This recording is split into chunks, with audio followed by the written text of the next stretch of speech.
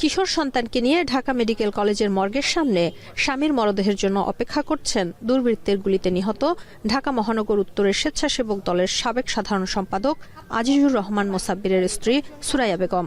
স্বামীর মৃত্যু শোক তাকে একই সাথে বিহ্বল ও কঠোর করে দিয়েছে।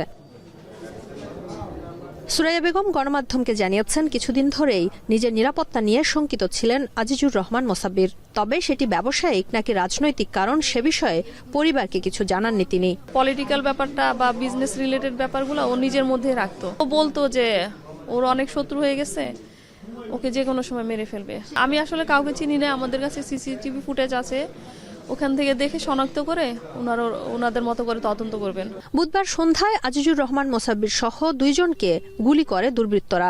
স্বজনেরা জানিয়েছেন, ঘটনাস্থলেই মৃত্যু হয়েছিল আজিজুর রহমানের। এ ঘটনায় নিহতের স্ত্রী বাদী হয়ে অজ্ঞাতনামা 5-6 জনকে আসামি করে বুধবার রাতে তেজগাঁও থানায় মামলা দায়ের করেছেন। তবে এ ঘটনায় এখনো কাউকে গ্রেপ্তার করতে পারেনি পুলিশ। ঘটনার কারণ খতিয়ে দেখছে সংস্থাটি। ঘটনার প্রাথমিক কারণ অনুসন্ধানের জন্য আমরা কাজ করছি। ইতিমধ্যে ঘটনাস্থলে সিসিটিভি ফুটেজ সংগ্রহ করা হয়েছে, আমরা সেগুলো বিশ্লেষণ করে দেখছি।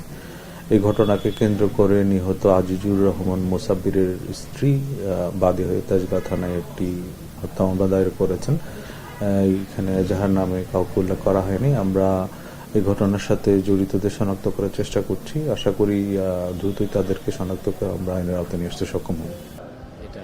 শম্পা বিশ্বাস, এখন, ঢাকা।